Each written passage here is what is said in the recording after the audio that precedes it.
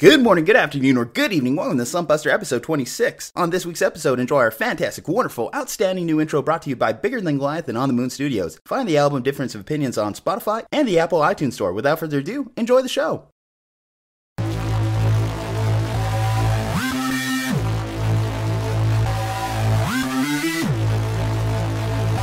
Slumpbuster.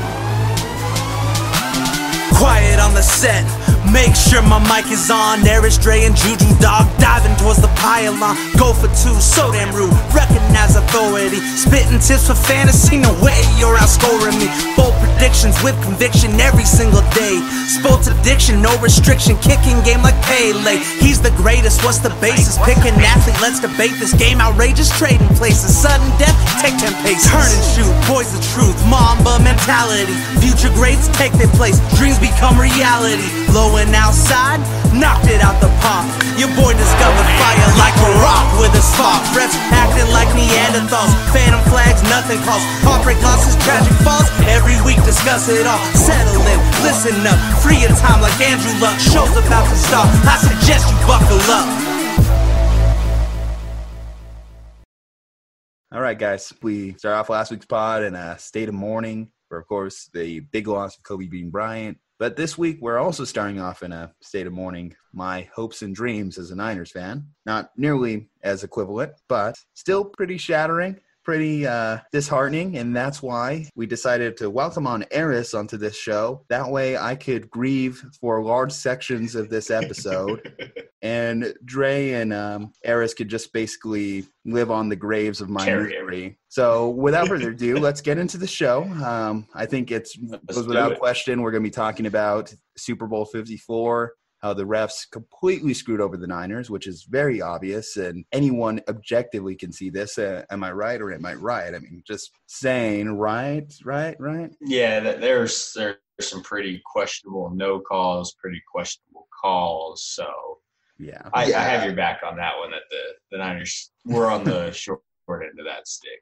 But I will say, at the end of the day, though, they had a 10-point lead going into the fourth quarter. That's on you. Like, you can blame the refs all you want to do, but that's on you guys. Well, I mean, how much can you blame the Niners when they call a pass interference on Kittle that they literally did not call 2 games prior? It was the same exact. I think it's ESPN has it top and bottom on a video, and you see both extend the arm, the same arm, everything, same motion, everything. One they didn't call, one they called.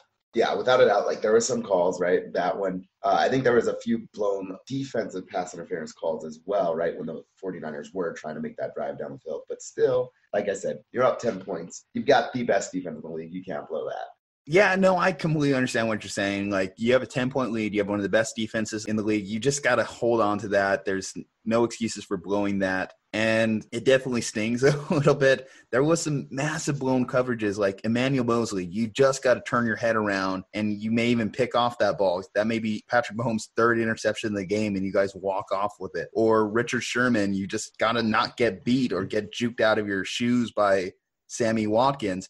And Sammy Watkins is an elite-level wide receiver, at least in terms of pedigree, but that's just inexcusable from what's supposed to be the best corner in the league, right? Who was just 2 weeks ago saying, like, people always question my greatness. So it definitely, you look at that quote with a little bit more fervor now, knowing that what we saw happen, because I think someone posted the statistics out there that Patrick Mahomes 7 on 7. Yeah, Patrick Mahomes was, I think it was 6 for 6. Either way, 100% completion percentage against one of the top corners in the league, and managed to beat him to the edge, too, on what is also a questionable touchdown by Damian Williams at the end there. Do you guys believe he crossed the point of the goal line? Because I think his foot went out. I think his foot went out before he crossed. It was weird. Like, for the first, 5 minutes of that review, they were showing us, an angle that was, 4 yards into the end zone. And then for some reason, they're like, oh, yeah, we have an end zone angle. Let's show that. It's like, what the hell are you guys doing? And then the end zone one still wasn't clear enough. But I do think he went out first and then crossed. I mean, that option play that they were running where you guys had no counter for because you just had one guy out there. When they run the option, you need two. You need a pitch guy and the quarterback. You just had Bosa out there trying to stop both people. So I think they would have scored eventually just because that option play down in the red zone area for them was really killer.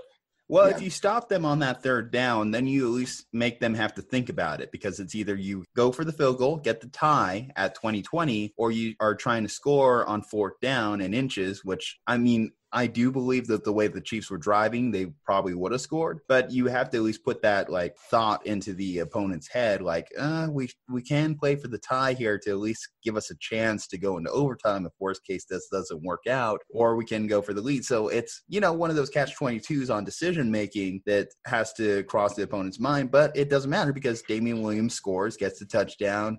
Whether or not he's the MVP, I'm okay with Patrick Mahomes being the MVP. I mean, quarterbacks are always going to get favored anyway, but in the fact that he did overall lead the team back into the game, I mean, I saw like one of those great like memes, like this separates a winner, this separates a loser, with his ability to jump on that fumble that Nick Bosa knocked out of his hands, whereas we just saw 4 years in the Super Bowl prior that Cam Newton backed away from the fumble. Yeah, didn't even want that. Didn't even want to touch it. So, it's just Patrick Mahomes did those little things throughout the game to keep his team in it. And when we look back at this Chiefs postseason run, down 24 to the Texans, down 10 to the Titans, down 10 to the Niners, it's just a part of their DNA at this point. Going into the fourth quarter, only up 10 points, you weren't feeling comfortable. I mean, I was starting to feel a little confident. I'm not going to lie. After that second pick on Mahomes, I was thinking, okay, this is over. We have it. Like, all we need to do is not fuck up. And, well, we fucked up. I mean, just to be blunt about it. I mean, what more can you, like, really do aside? Hit Sanders. Don't sell that ball. Yeah. If he hits Sanders, we're having a totally different discussion right now. Yeah, and that's definitely going to be one of the iconic plays of the game that's going to get remembered. And probably why I think that people are criticizing Jimmy G so heavily post-Super Bowl. I was telling Aris prior to the show, can we really throw out the baby with the bathwater when it comes to Jimmy Garoppolo? I mean, people are talking about him like he's just some bum. He doesn't have a 23-6 like record with the Niners. Like he didn't have a 2-to-1 touchdown interception ratio, throw for close to 4,000 yards in his first full season as a starter. How many guys who are playing their first full season as a starter can say that their last loss was in the Super Bowl? And now there's this narrative coming back again. Oh, Kyle Shanahan's probably going to bring back Kirk Cousins into the fold here in a couple of years after a season of Tom Brady. It's like, guys, slow your roll a little bit. The guy's 28. We know what Kirk Cousins is, and Kirk Cousins is fine if you want to lose in the second round, like we saw this year against Jimmy Garoppolo and the Niners. But I think that Jimmy G still has a high ceiling of untapped potential that can only grow in this offense with Kyle Shanahan. So let's take it down a peg. No, we're not taking it down a peg. You want to know why? Because you guys, for like the last 17 shows, have been like, Brady's going to the Chargers. Brady's going to the Chargers. Brady. Guess what? Brady is now going to the Niners. You guys are trading Garoppolo back to the Patriots. So no longer, I'm tired of this Brady to the Chargers BS. It is now Brady to the Niners. And if that doesn't end up, we're going to start Brady to the Steelers. I would actually be fine with Brady to the Steelers right now. Like, we need a quarterback anyway, so I'll take Tom Brady. Going back to Jimmy G, though, I will say is I think Jimmy G is fine. We got to remember he's also just 1 year removed from an ACL injury, right? That kept him out for an entire season.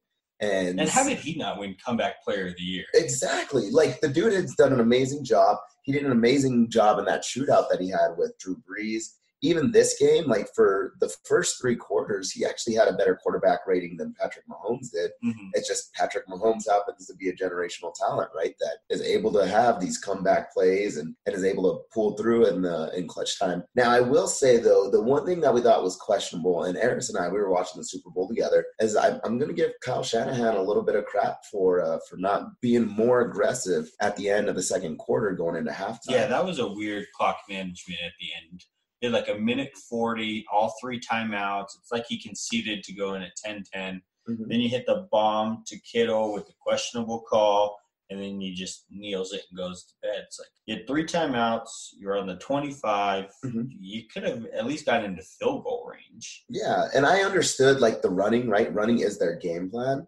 But when you have all your timeouts, run it down their throats, take your time out, right? Try to get Deebo Samuel was run a couple more of those end arounds, get the ball into his hand. He was killing it. Kittle, I felt like he wasn't involved enough. I feel like if maybe you got him involved a little bit more, the outcome could have been a little bit differently, but it is what it is. You can only learn from your mistakes, and hopefully you guys don't blow a 10-point lead next year. You guys are super young, so you guys have your window is a good 5 years, You say that, but defensive-led teams tend to fall off a little bit harder. Like, let's say you tell me Nick Bosa tears his hamstring next year, or Richard Sherman just falls off the cliff this coming year. I mean, things could change very dramatically in the NFL. Like, let's look at the turnover rates of playoff teams in the NFL year after year. I mean, last year's Super Bowl runner-up, the Rams, they're not even in this year's playoffs. Yeah, 4 in, 4 out is usually the rule. The Patriots are the one exception to the rule, as they just have been able to consistently do it over 20 years. We don't know, are the Niners going to be more Patriots, or are they going to be similar to the Rams? And one of the tougher things that's going to follow them around is that division they play in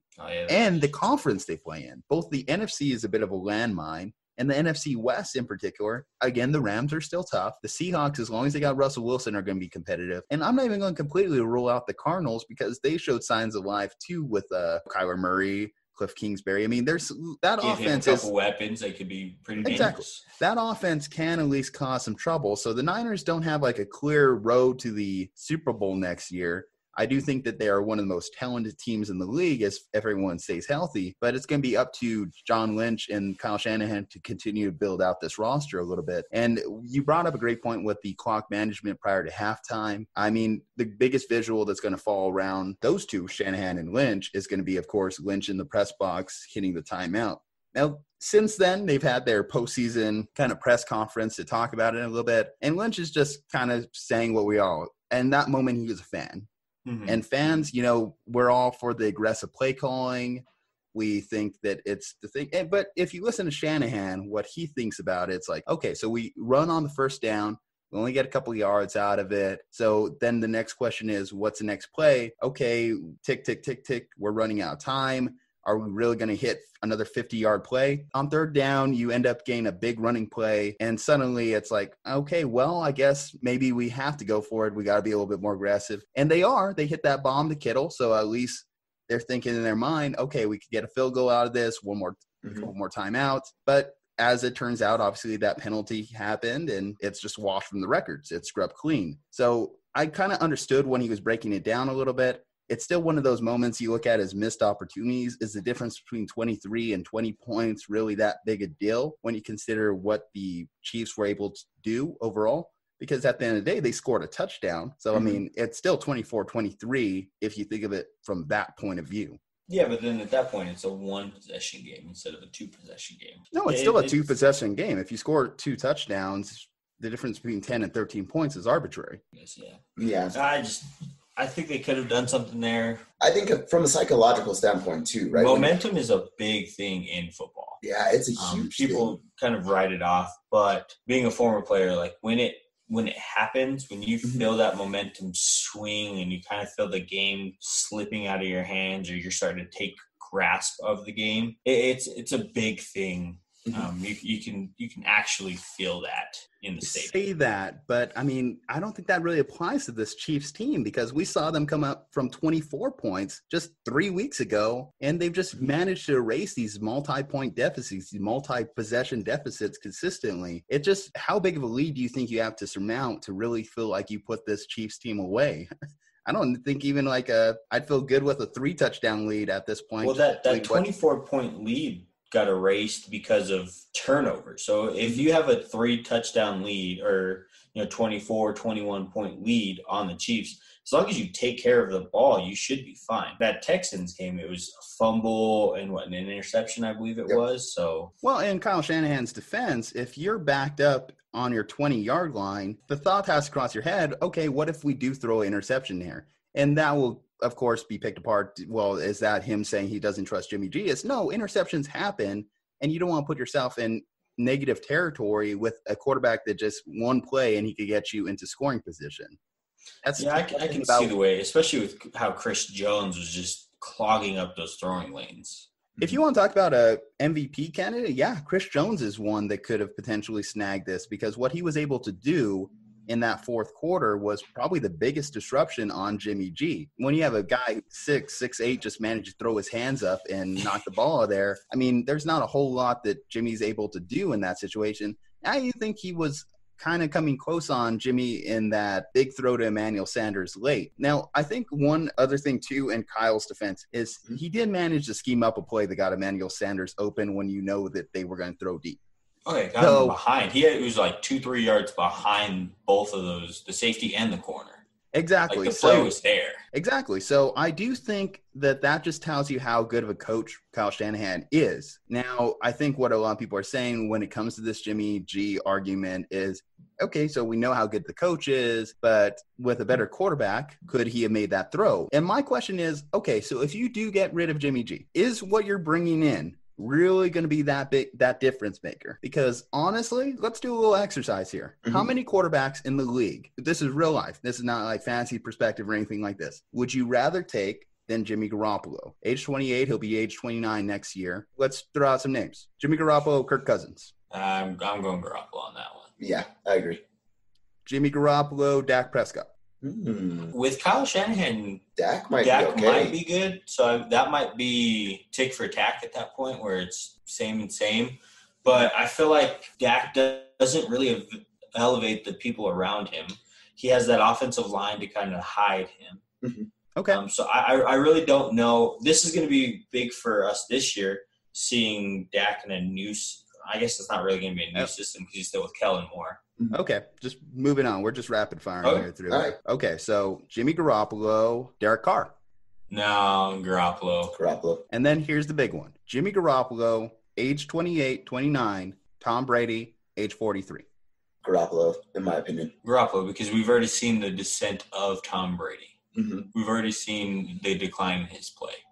And that's my biggest point. If I was to really think about it in my hand, I'm only really going to put Mahomes, Lamar, Deshaun, Russell Wilson, of course. Yep. Maybe Aaron Rodgers. But I'm not even that sure. He started to decline. You know, I'm not even that sure on that one anymore. Carson Wentz, I'm going to maybe put ahead of him. And that's questionable because of his injuries. So you're talking, okay, is he a top 6? Maybe I'll put Matt Ryan there too. Top 7, top 8. If he's top 8 and you have a top 5 defense, that's good. That's good enough to win you Super Bowls, win you championships. And you were literally 7 minutes away from winning a championship. I think it's ridiculous when you have pundits like Skip Bayless, I'm going to call out personally here, who's going out there ripping and ranting, says, I think cut Jimmy G immediately, get Tom Brady in here. It's like, do you really believe that opinion, Skip? Or do you really, or are you just doing it to make a hot take? I think, one, the hot take, and the only other reason why you would move on from Garoppolo would be the cap hit that you're going to be taking. He is one of the higher paid quarterbacks in the league. We have seen a model where you want to have maybe a lower priced quarterback build up around him. And then once that quarterback hits the big contract, then they start to see the decline. Look at the Seahawks. Once they paid Russell, they really couldn't keep all of the rest of the stuff. They had to ship out some offensive linemen. They had to ship away some of the defensive players. So that would be the only reason why I would move away from Jimmy G. But I still probably wouldn't, because the way it's built right now, I mean, hell, you brought in Sanders on a trade. You could still build up your defense because you have that money already tied up in Jimmy G. I still think they can do some damage. Yeah. I think the other reason, too, why you may want to move off Jimmy G, at least this year, would be just the plethora of free agent quarterbacks that you have sort of at the disposal right now. I'm not saying that they're better than Jimmy G necessarily, but you do have quite a bit of quarterbacks that are available that are out there. Now, again, you know, we go back to, are any of them better than Jimmy Garoppolo, right? Like Jameis Winston. Andy Dalton, that, right? Jameis Winston. Mariota. Yeah. Are you honestly, as a GM Andre Wynn, taking any of those guys over Jimmy G when you consider this? You're saying like Jimmy's more expensive than them? Well, Jameis is out there saying he wants $30 million, which would be more than Jimmy G this year. Jimmy G's contract is actually starting to become more affordable by the day. So I don't think it's unreasonable. For, again, the Tom Brady argument, he would cost more than Jimmy G this year. He's already said he wants more than $30 million this year. It's a purely he wants money. to finally get broken off. Yeah, it's a purely money decision for him. if you're going to try and make the argument that it's to save space, save money, that's out the window when you bring in a free agent quarterback. Well, you do have a free agent quarterback coming off of injury. He's a veteran quarterback, same as Jimmy Garoppolo, same style at least, where he's designated as a game manager.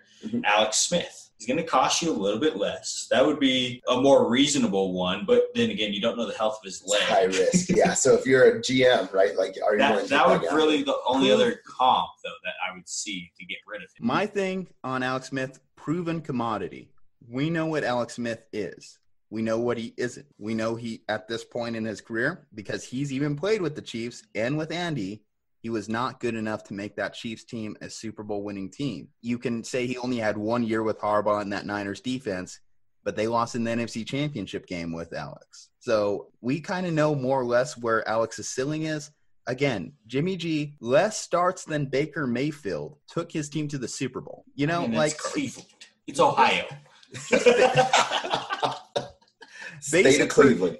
Basic perspective on this that I just got to keep throwing out there to people, because I've even heard, well, you have Nick Mullins on the bench.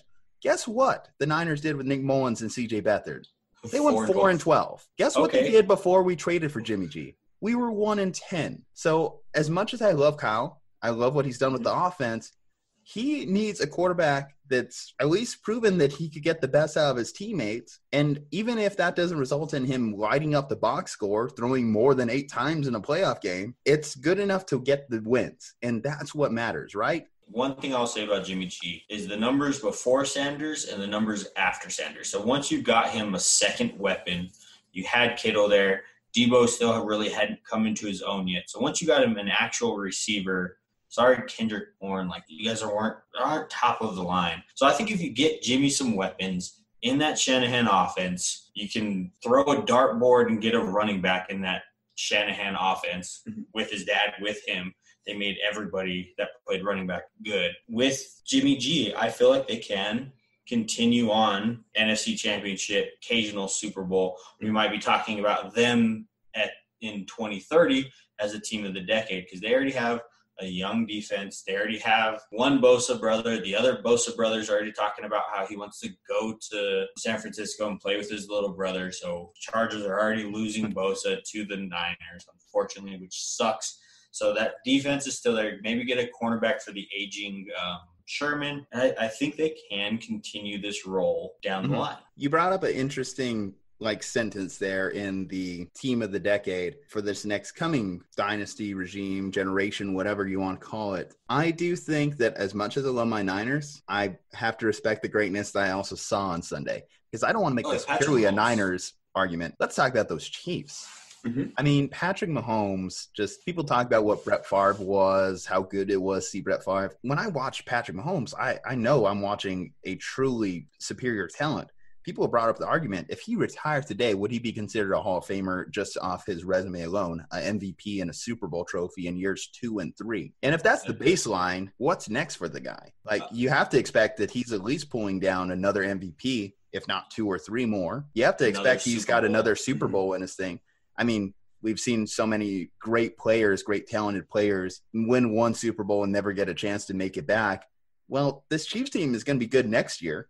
And then I look at the AFC around them, who's challenging them? I mean, Baltimore might have a bit of a bounce back. There's just so many questions in the AFC right now. You have the Titans there who look like a young, talented team. They can run the ball.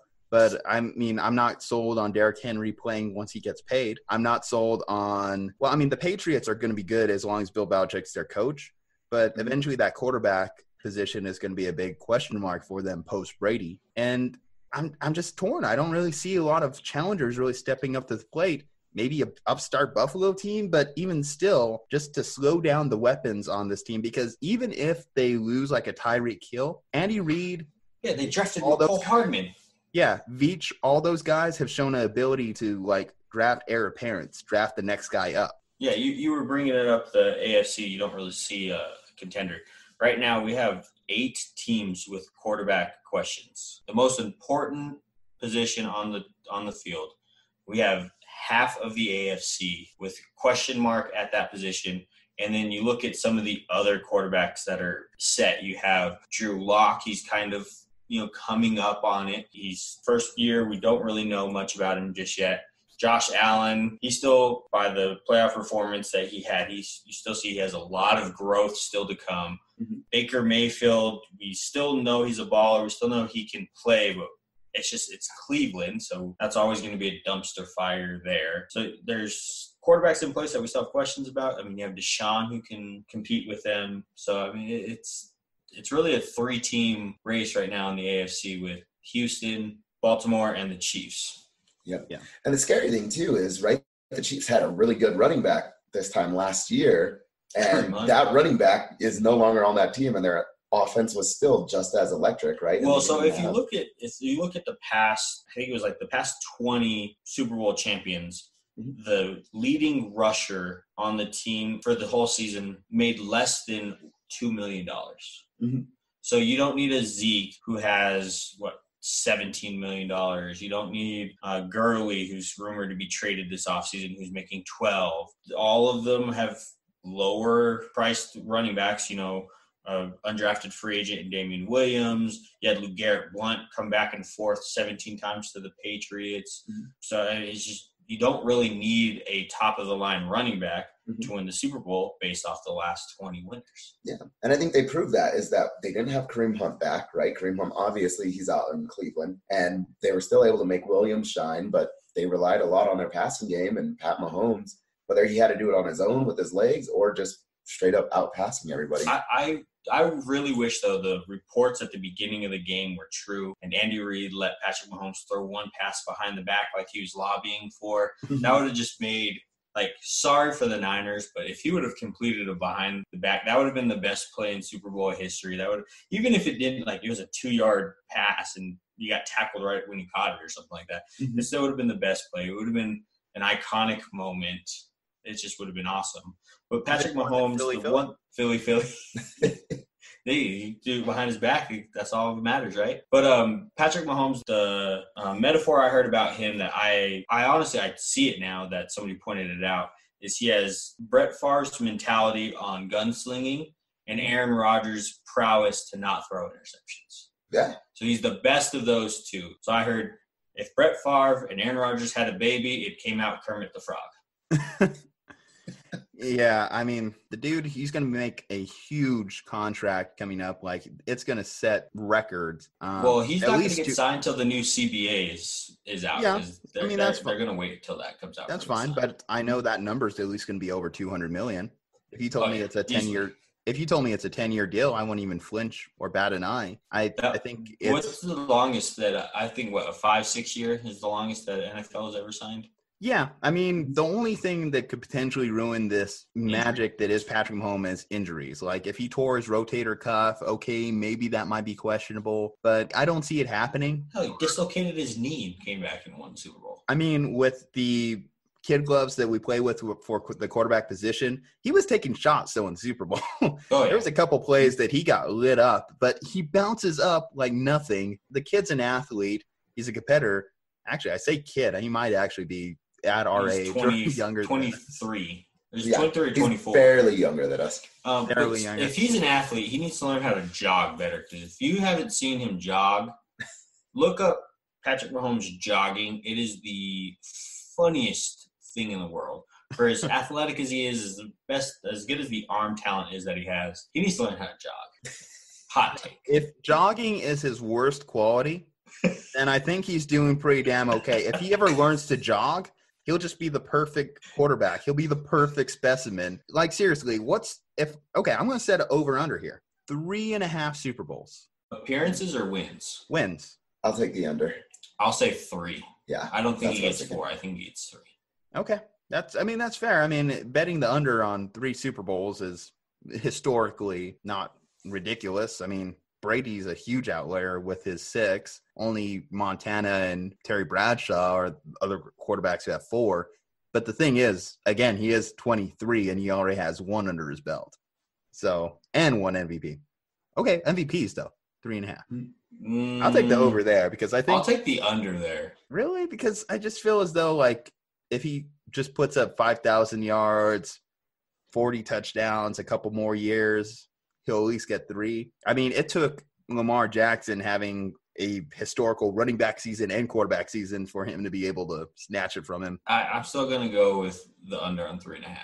Okay. Because there's going to be some flavor of the month. Yes, flavor of the year come out. Yeah, it happens every year. I guess that's fair. After a certain point, too, when you are that good, sometimes you just start getting the treatment of, we expect you to be that good, so MVP just doesn't get given to you. Like, once he turns into – because here's the thing. He could turn into the LeBron of the league. Mm-hmm. I don't know. Where they just keep it away from LeBron, and the MVP needs to be shared throughout the whole league. Oh, yeah, it just goes to whoever has the averages a triple-double and loses in the first round. That's, what the NBA MVP I am like. pretty mad at Tennessee because I would have loved to see an AFC championship game between Mahomes and Lamar. That's the new Brady Manning. That's going to be the new Brady Manning. We say that, but I don't know. Lamar, the jury's still out. Was this a flash in the pan season, or is he going to be able to develop that second gear? Because we were talking about this on the previous show where Patrick Mahomes can run and throw. He's looking to throw first, and that gives him that extra gear. Right now, Lamar is still in a run-first mentality, and then if it's there, he'll throw it over the top and beat somebody. Still has a ways to go. And he's never going to have the arm talent that Patrick Mahomes has. No. Arm talent. If you're starting a quarterback draft today, Patrick Mahomes is easily the number one answer, no matter your franchise, no matter who your quarterback is. If I'll replace Jimmy G if I could get Patrick Mahomes. Oh yeah, he's clearly the best quarterback in the league right now, and I hate it because we have to play him two times a year. 2 times a year. Andre, you may even get to see him too on the AFC side of things. I'm glad that if my Niners have to see him, it's only once every 4 years and in the Super Bowl. In the Super Bowl. And in preseason, because we always played the Chiefs in preseason too. So I don't know. Yeah, but preseason's preseason. Well, let's see. What's some more Super Bowl stuff? That halftime show, huh? Oh, yeah. That's the best one I can remember. Yeah, this is – so from start to finish, anthem to the final whistle, halftime show included, this is by far the best Super Bowl that I've witnessed. It was entertaining from start to finish. Mm-hmm. Good close game. It wasn't the 28-3 Super Bowl was – fun in the third quarter. The first 3 quarters of that game were super boring because it looked like it was just a runaway. But this one, there was action from start to finish. Yeah, I tell you, Shakira's ass shake at the end almost made me forget about that bullshit George Kittle OPI. Did you guys see that story of that minister or preacher or whatever who's wanting He's trying to sue for $867 million or something like that? Yeah. Get a break, bro. Grow up. Ever got so turned on you just immediately called your lawyer? The fact that he's I'm not getting into heaven anymore because of this porn. Bro, come on. The cheerleaders wear less clothes. Adam Levine was literally shirtless last year. Lady Gaga was in less clothes, physically less clothes than both of those two were this Super Bowl. Janet Jackson's boob popped out one time. Come on, people. Okay, but first off, man nipples don't count, Eris. They're useless. They do nothing. They just I know they don't count, exist. But it's the same exact thing. They look the same. They look the same, but then they're nothing. They're nothing, but still, it's the same. Where was the outrage when Karen was looking at Adam Levine hooping and hollering, and now this year Karen saw a 50-year-old J-Lo that looked better than her, and now she's mad. Okay, I got to address this Karen thing. I feel like it's endless cycle when we keep disparaging the name Karen because that just makes more Karens enraged, and then they become the archetype for Karen. They're all going to cut their hair short. Karen's going to write a letter to cancel us. Actually, I just feel like naming our logo Karen at this point. Let's do it. All right. Official Slump Buster logo is named Karen. I don't know. Buster Brown. Whatever. Okay. So, Demi Lovato also, if you were betting the under on the national. Damn it, I had the over. I thought she was going to fill herself. And she was 10 seconds away from it. Yeah, no, I guess she took her uppers today rather than some other substances. Yeah, that's too soon. Too soon? It's been a year. Hey, bro. She was ripping on 21 Savage getting deported to Britain. I think I didn't know that dude was British. Yeah, that was the funniest news ever. 21 Savage deported. I'm like, wait, what? And people were posting all those like memes of him in like a red coat and everything. We're going off a tangent, but screw it, whatever. It's our podcast. Hope you enjoy it. Keep listening. Keep subscribing. Yeah, just so everybody knows, we're doing this at like midnight, right? So that's why we're all delirious. We sound really jacked up on this podcast. I'm really just trying to forget the misery and sorrow that is, again, my Niners losing the Super Bowl. But here's what I'll say. If you're a fan of a team that didn't even make the playoffs, shut the fuck up. Seriously. That's it. I'm done. I'm done. If you're a Cincinnati Bengals fan, don't be dropping in my DMs to talk shit, is my point. Right? Okay, right? Just kidding. I'm back. Yeah, exactly. Miami Dolphins fans, right? Like they had only a few good wins this year. Okay, so Miami. Yeah. Ryan Fitzpatrick. Oh, okay. What would you take him over Jimmy Garoppolo? No.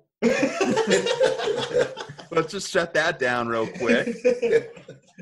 It's just like, guys, you know what killed me about this one? What killed me, obviously, of course, is the fact they had a lead. I mean, I could eat the Baltimore loss a little bit easier, just knowing that, okay, well, we were down all that game. We managed to get back into that game to the point where we could have scored off of the 6-yard line. But this one, and then if you're a Niners fan in my generation here, you've seen your team lose in the Super Bowl twice. It's just that finality of the Super Bowl, that this is it. This is the last game of the season. Everyone was watching it. That's what makes it a little bit a tougher loss. But, on the bright side, football is over. We don't have to talk football again for another 5 minutes, as we're going to be talking about the XFL debuting. Lifelong Houston Roughnecks fan. They my boys. I'm rolling with them. They're going to beat up on Dre's LA Wildcats this weekend. Let's get into the XFL debut. Are you guys pumped? Are you ready? It's going to be extreme. No, honestly. I cannot contribute any valuable analysis to this. I'm curious about it because hopefully it could turn into like NFL Europe was, where you kind of got people who couldn't get reps. They weren't good enough to continually get reps, but we came to know some people from there. Jake Delhomme was from there. The leading score getter in the NFL's history, Adam Vinatieri from NFL Europe. There's a lot of people who came over from NFL Europe after it disbanded and contributed, except for Adam Vinatieri, who just dominated. So hopefully it can be that. It does seem like Vince McMahon has a plan set for at least the first 3 years. So we're not going to get 4 games of a AFL season. He already has money set aside for payroll for the next 3 years. It's going to be that 4th year that gets a little tricky. Hope he's betting on ratings going up and they can get some TV contracts to help out the revenue and everything like that. But we at least have 3 years of the XFL. He's putting in $300 million of his own money. Eris, if I told you make that same investment, let's say you had $300 million in the bank, are you putting it into a spring football league? $300 million of his, $1 billion? Yeah, let's say you have you're going to put 30% of your net income into spring football. This is just a toy for him. He already has the WWE. He already has that entity, that booming business over there. He already has that set. So this is just a passion project of his. The XFL was pretty innovative back in the day. There was a lot of stuff that came over to the NFL. The instant replay, the Sky Cam, a lot of stuff came over from the XFL to the NFL. So he's just trying to hopefully that it kind of grows again. Where it is, he's not going to let Trump in this year or this time, because Trump is the reason why it kind of fell, because he pushed them to go to fall before they were ready. If they would have stayed in spring like they were doing, I felt like they could have built up. Wait. Are you talking about the XFL or wasn't Trump with the UFL? He might have been UFL, my bad. Yeah, either way. Yeah, he was the UFL. Same thing, though. Yeah, I mean, you look at what's killed these previous alternative football leagues before. It's been poor management, poor decision making. But I mean, Andrew Luck's dad, which is surprising to all for Luck, is taking on the lead with this, the new commissioner of the league. He seems to be pretty smart. He seems to be an innovative guy. What do you kind of think of some of the new rules with the XFL, such as the kickoff return? I'm interested to see the kickoff return. Yeah, how that goes. I mean, what about I think one of my favorite rule changes is the extra point. So I believe it's you put it at the 2 if you want to score 1 point, 5 for 2, and then at the 10-yard line for 3 points, if I'm not mistaken. I think that adds the onside kick is going to be one of the more interesting rule changes, where it's not an onside kick. You have essentially a 4th and 15 play. If you convert it, you get the ball. So essentially, a team can receive the opening kickoff, run down, score, convert a 4th and 15, go down, score, convert a 4th and 15, go down, score, and then the other team never touched the ball. So it's one of those things that it's going to be interesting to see. The extra points is going to be pretty cool. So they have a lot of interesting rules coming up that I'm down to watch it. Yeah. Another one that I think is really interesting is going to be the double forward pass. So, right, as long as you're behind the line of scrimmage, you can pass forward. And if the ball still has not passed the line of scrimmage, you can pass it again, right? So, especially in, offense like the Saints, for instance, where they have Taysom Hill and a Drew Brees, for instance, right? Or a Taysom Hill and a Teddy Bridgewater. You could have these weird trick plays where Taysom Hill is maybe the primary quarterback, scrambles out of the pocket a little bit, passes it forward to a Drew Brees, and then Drew Brees can bomb it downfield, right, when you're least expecting it or something like that. So I think it could make for some really interesting games. Yeah, so last time we were talking about XFL, we were breaking down our favorite jerseys and everything. Dre and I picked our teams. So I'm rolling with the Houston Roughnecks, based out here in Austin, so it just makes sense geographically. Dre loves himself some LA teams, so he went with the Wildcats. Harris, what are you feeling? What's your team? So I am kind of like the NBA, a complete free agent here. Mm-hmm. There's nobody in New Mexico. There's nobody in San Diego. So my current town and my hometown, nothing. So I'm a complete free agent. If I'm going based solely off of jersey looks before I see anything, this hurts me to my core to say it, but the Dallas Renegades, their jerseys are awesome. Maybe it's because the blue is a lot closer to the Chargers blue. I love the blue. So I'm going to have to roll with them until I actually see some on-the-field product before I make my decision. So tentatively in pencil, I'm going to be a Dallas right now. You're going to be a what? Dallas fan. So, noted Dallas fan, Eris Blake. Shit. Anyway, so he's going to ride that Renegade bandwagon until he's on the Seattle Dragons bandwagon 3 weeks later, I guess. I will be a proud bandwagon hopper for the first season.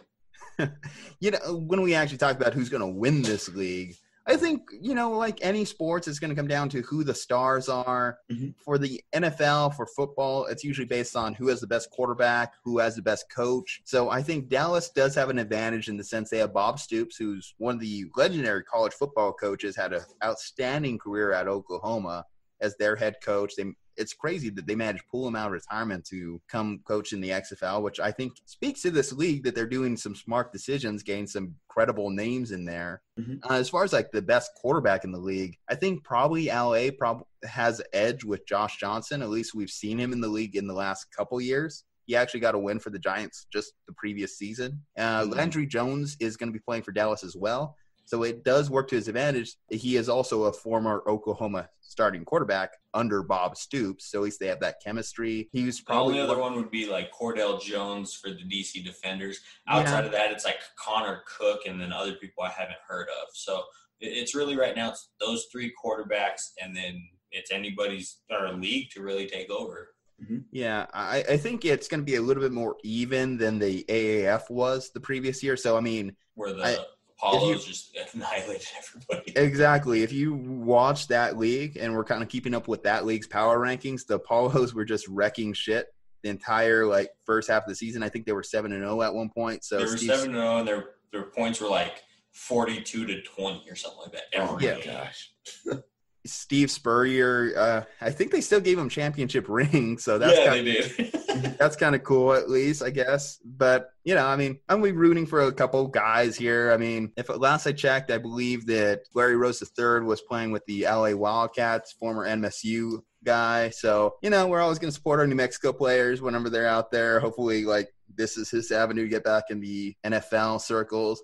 Hopefully for a lot of these guys who they just, couldn't find the right situation in the NFL. They were drafted into Ohio, I guess.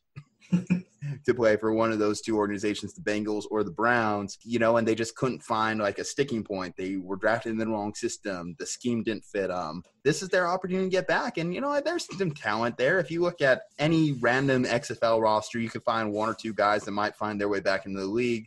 When I look at the AAF, some of those guys, I mean, Brunskill, who was AAF offensive guard, was on the Niners starting for them in pivotal spots last year. So it's all about giving people opportunities. And I do think that that's going to be one of the successful sticking points for the XFL and its second running. Who knows? Maybe, it would be a fun thing is we could do another Get Your Popcorn for the famous XFL 30 for 30. Eris, you down? I'm down for that. That was a pretty good 30 for 30. It was very interesting to watch because it was before our time. We never really got to see it, so we just I got to essentially learn a lot of stuff from it. That documentary is the one where I learned that Skycam came from XFL, Instant Replay came from XFL. So I didn't know that. I thought that was innovations that the NFL made, but no, it was the other league that they pulled from. So tons of NFL innovations. Where do you think Jennifer Lopez got her costume idea? From watching the XFL cheerleaders. All right, guys. Okay. Dad joke number 1 of the show. Was that dad joke? I feel like that was a little bit more X-rated. See, that's the dad joke there. That's an XDJ. I really need to get on this, a dad counter in our highlights. Yeah, exactly. So we can have a rolling dad counter in our highlights on our Instagram page. Okay. Well, hey. If you're down, Eris, I'm going to name you the historian. You just got to go through all 50 episodes. I already listened because I'm not on your guys' show every time. So I listen to the podcast and I'm sitting in my car yelling stop talking shit about my Chargers. And I wanted to send you guys a text. And I'm just nah, I'm good. We just want to see if you're paying attention. We just want to know if you understand the content and the brand, Eris. So that's why we keep, we just throw it in there like a dog whistle every now and then, Chargers. Subliminal. Exactly. That rubber sucks. Game entering interception. Anyway. All right. I quit. So anyway, guys. So I guess that's going to do it for football for the time being. I guess we'll see how the league does here. It does start tomorrow, 12 Mountain Time. So just you do your math for your time wherever you're listening to this at. So it does start on not tomorrow. It does start Saturday. What is that? The 6th? No, 7th? 8th. Damn. 2 days off. It is like 2 o'clock in the morning right now. So it does start on the 8th. I don't know when the show is going to come out, but it does start on Saturday the 8th. Let's please help Eris get a calendar for the poor misfortuned youth. He needs both a watch and a calendar. Give me a 3-for-1 combo, a watch, a calendar, and a calculator. Yeah, all in one. And a pocket protector. Be mindful of that. They are going to have Saturday and Sunday games. It's good. I think diversifying the days you have your games on to give people the more opportunity to see it, I think, is a smart decision by them. Anyway, so let's talk about the 2 major sports that people have now with that void that the NFL has left. Football, baseball. It's been a week encapsulated by trades, big trades. Just a question of where we want to start first, because we had the NBA trade deadline, and then we had this huge game-breaking trade by the Dodgers and Red Sox and Mookie Betts, which is kind of on hold right now, but it's probably going to get done. Let's lean into baseball a little bit because we got a little bit more to talk about on the NBA circle in terms of some interesting headlines that have come out that we'll close the show on. But baseball-wise, Mookie Betts is kind of a Dodger at this point. It's going to happen. Exactly. They're going to have some sweeteners thrown in. So the official deal, as it stands right now, is Betts and David Price are going to LA because the Dodgers agreed to eat David Price's remaining $96 million on his contract over the next 3 years, so $32 million per year. In return, the Red Sox are going to be grabbing Alex Verdugo from LA and Brusdar Gatterall, who is currently holding up this trade from the Minnesota Twins. And the Twins are going to be getting Kenta Maeda from the Dodgers. So 3-team trade was what it took to make this happen. Gatterall right now is dealing with, some issues, some health-related issues that are holding up this deal. So right now it's to the Twins to kind of add some more stuff in it to compensate the Red Sox in this deal. Yeah, they'll probably have to throw in another prospect. More than likely, it'll probably be a pitching prospect, maybe a little bit lower on their totem pole, or maybe an outfielder to kind of offset Mookie Betts leaving. That's probably what it's going to take for them to complete the trade. Well, here's the thing. I don't think the Red Sox, that really matters terribly much in terms of how good the prospect they're getting back is, just because it seems like this was purely financially motivated, because Betts, the last time these two teams were negotiating, and Betts pretty much said he wants to test out free agency when his contract ends, so it was on to the Red Sox to get rid of him at this point. Or lose him for nothing. So their counteroffer, or Betts' team's counteroffer, was a $420 million deal, which you look at that just topples what Mike Trout got and makes Bryce Harper's contract actually look pretty reasonable. And let's face it, you're talking about a former MVP and World Series champion in Mookie Betts. He's certainly no slouch. He's been a batting champion, tons of superlatives. He's a 5-tool player, but I just don't like the concept of trading away a star player for a star franchise like the Red Sox. It just kind of comes off of like a little bit of a weak move that I don't think a lot of high-level organizations necessarily make. So I don't know if it's going to come back to haunt the Red Sox. I don't know how their fans feel. I mean, you just won the World Series 2 years ago, so you can't really be up in your feels too much. But to just blow up your organization like this, is it good for baseball? Is it good for those fans? I think this was more of a market correction on the ridiculous 10-year contracts, because Mookie Betts he's wanting that that max deal that we've seen the last couple of times now, or the last couple of free agencies. And if the Red Sox aren't going to pay it, really you have the Dodgers, maybe the Angels, and the Yankees. Like that's really all that can truly afford something that massive. I mean, hell, the Yankees just signed a pitcher to more money than the Pirates' whole roster. So, who else is going to be able to pay that big contract? The one thing I will say is the Padres were almost in on this trade, but they didn't want to give up a bunch of prospects for a 1-year rental, which I don't blame them, but it would have been nice to have some sort of hope to maybe come in 4th this year instead of 5th. Yeah, that's fair, but I don't think it's really you can really say it's a market correction, because at the end of the day, at the end of the year, someone's going to pay the guy. It doesn't matter. I mean, you mentioned those 4 big market teams, but I wouldn't be surprised if you told me someone else stepped into it and offered him a deal. We've seen other teams that are considered small market teams like Seattle throw out big time contracts to players like Robinson Cano. We saw the Miami Marlins a few years ago pay out that Giancarlo Stanton contract. Yeah, but then they had to do a cap dump to get. Yeah, they lived to regret it. And Derek Jeter, who's Hall of Famer, I just want to say just a quick Derek Jeter thing. Like, I'm sorry I didn't really give him too much credit on his Hall of Fame induction, just because I was more hung up on the Barry Bonds snub. But congratulations once again to the captain. You're a terrible owner, though, based on the product you're putting on the field out there in Miami. I'm just going to be honest on that. Miami's a hard town because it's a fickle town, yes, but at the same time, you still got to give those fans something. You can't give them a AA baseball team. They were AAA. Come on now. AA. And that's even questionable. I might even give them high A. If you told me that the Albuquerque Isotopes went in there and beat them, I would not be surprised. Hey, our Topes are awesome, all right? Fair, but Jesus Christ. Mookie Betts, I mean, it's a tough pill to swallow, like I said, when you have a franchise player just get dumped. Because think of any other sport. We talked about like Patrick Mahomes just a little bit ago. What if you told me the Chiefs traded away Patrick Mahomes because they couldn't afford him? Yeah, wouldn't there be riots in the streets?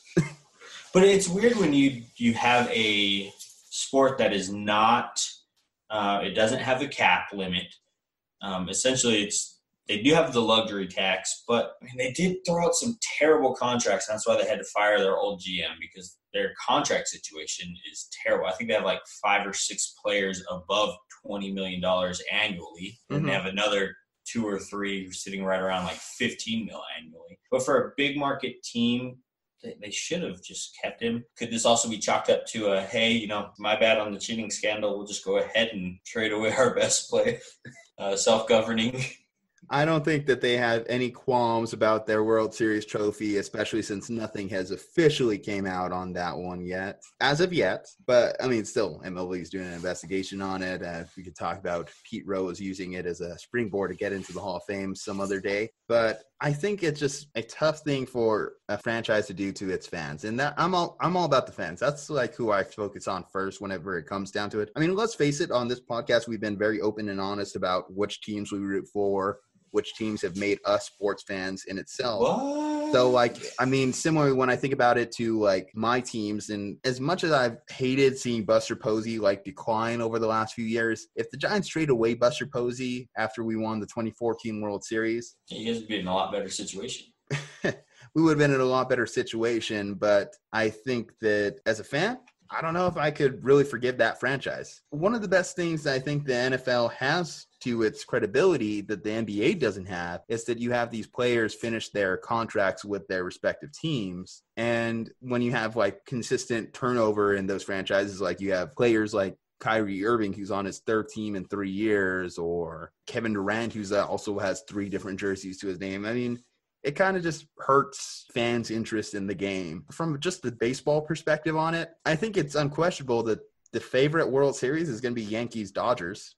That's unquestioned. I mean, when you look at those two squads, I mean, that lineup for the Dodgers, just absurd. Bellinger and Betts just lined up back-to-back in that order. I mean, good luck if you're the opposing pitcher, right? I mean, unless they're wearing some buzzers or something, I don't know. But, yeah, that's going to be my favorite for the World Series. And maybe we can have a team shock us, but I really think it's going to be Yankees-Dodgers. MLB is going to benefit from it because you're going to have the two biggest markets. Yep. Yeah, two biggest franchises, two biggest markets. I mean, L.A., New York, having the World Series in both of those two stadiums. Total cash grab, and I don't think that the MLB is going to raise any qualms or issues that the fact that they don't get to see the Washington Nationals in there or the Pittsburgh Pirates.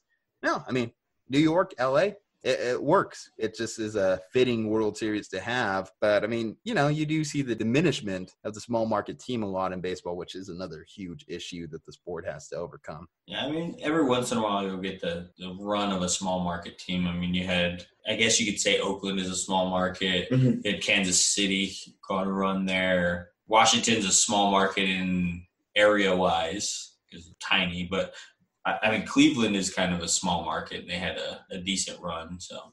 It's not the first time that the Red Sox have blown it up. They blew it up a few years prior to their most recent World Series run when they traded off Adrian Gonzalez, Carl Crawford.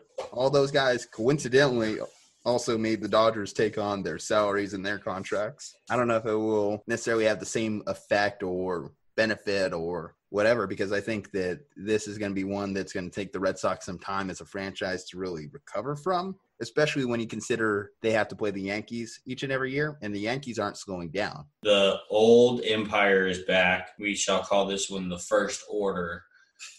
They are back. The evil New York team is back to ruin everybody's lives in baseball. You ready for the 28 rings chance coming your way? I don't even care about the Yankees. It's just the damn Dodgers. We have to play them. They're in our division, and we're going to finish fourth again. And, I have no love lost for the Dodgers, obviously, as a Giants fan, but I definitely do respect that the decision-making that this franchise has made over the last few years. I mean, to win 7 straight NL West division titles and then to just keep adding on to it, because their outfield alone is going to be a strength this year. Like I said, it's just a dynamic outfield, and it's going to sting to see Mookie Betts play that year with him. But I guess the big question, if you're the Dodgers, is he going to be a one-year rental, or are you going to manage to convince him to stay? I think Mookie Betts is the type of player that would benefit from a big market like LA, especially too because his rival in the city is going to be Mike Trout, and Mike Trout has never done anything to elevate his brand or his franchise. I don't think he really wants to, though. Does Mike Trout, he doesn't actively go out and. Yeah, and from all the time that I spend down there in Anaheim, I go there fairly frequently. Your second home. Basically, right? No, that's not really his personality, right? So despite him being paid like a superstar, because he really is in that area. A lot of people know so him. he's like Eli and Peyton, where exactly. they're on the field they were, well, I guess not really Eli, but Peyton. On the field he was a superstar. Off the field, we really don't know anything about Peyton. Yeah, I mean, now after his playing career, he's coming out and doing stuff. But I'll fight that I'll fight that a little bit. I mean, he had the Papa John's commercials. He had like 6 different sponsorships. Yeah, towards the end of his career, though. But in Indianapolis, he never really heard from him. No, I feel like I still saw like 5 or 6 Peyton Manning commercials in a given year. Okay, what about Eli, though? Eli never really had a whole lot. I mean, they really had the Sports Center commercials. Do you really want to put Eli's dumb face on your like brand? I mean, yeah, because it's a meme face and it'll get you likes. I don't want to disrespect a future Hall of Famer like Eli, but we never really gave a shout out to Eli's retirement. Congratulations, Eli. Good job. You are you are Eli. But go off on another tangent. Is he really a Hall of Famer, though? He's never had a top 10 year in any passing statistic. He's like, 500 he's record? Below 500. Yeah. I think he's 1 game below 500. And then the 2 defenses willed him to 2 Super Bowls. It's going to be the 2 rings that kind of force him into the Hall of Fame. And the team that he beat, right? Like, the fact that he was able to beat the Patriots. He only had to put up 17 points to beat the Patriots because that defense held the Patriots to 10 points. Mm-hmm. Even the 19-0 or 18-0 team that we saw, the defense did most of that work. Yeah, he had 1 good play against the Tyree, whatever the hell his name is, David Tyree helmet catch, and then the Mario Manningham pass on the sideline. Those were it. Otherwise, it was the 2 defenses. So he's going to get in because of the 2 Super Bowls.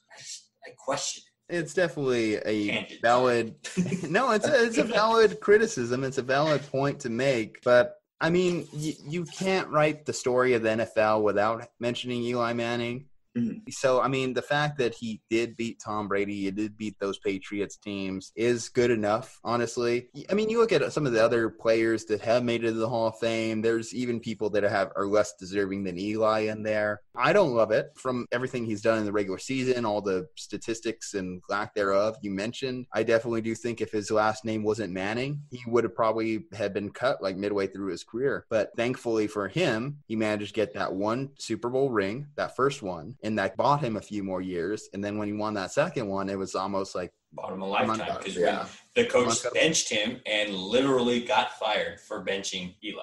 Back in hindsight, that looks like it might have been a decent decision, right? And then they literally drafted Manning again with a different name in Daniel Jones. Well, what did McAdoo in that situation is you benched him for Geno Smith, who was already a proven backup at that point. That is true. So that's where the questionable decision-making is. Okay, so, we talked some baseball. We have only about a couple more weeks before pitchers and catchers report. I'm ready for the season. We'll see. I mean, I'm not really looking forward to my team's play this year. There's not a lot of exciting prospects. We might get like Yasiel Puig, which will be interesting considering we might have Yasiel Puig, and I get to throw up in my mouth a little bit seeing Madison Bumgarner pitch for the Arizona Diamondbacks. Yay me.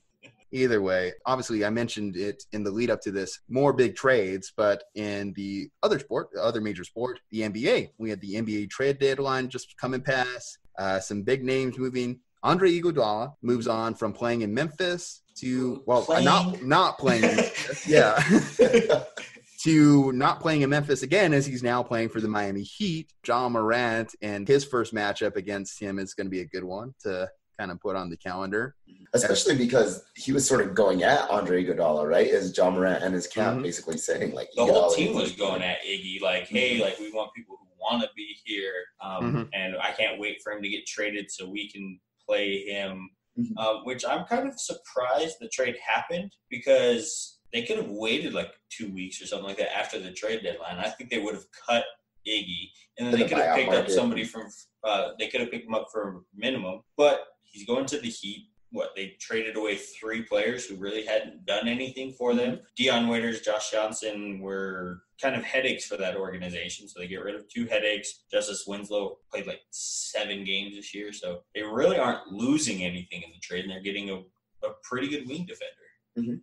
in a NBA where we don't really know who the top teams are, or well, we know who the top teams are, but we don't really know who's the championship caliber teams. I do think that gain another talented piece who, even though I think Iggy's a little bit on the washed spectrum, he still has enough talent to be a net benefit to this Heat roster.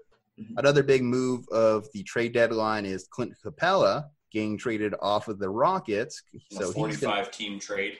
The entire league except the Lakers were in on that trade. So he's going to Atlanta, and in its place, so you had Robert Covington. He's now part of the Houston Rockets.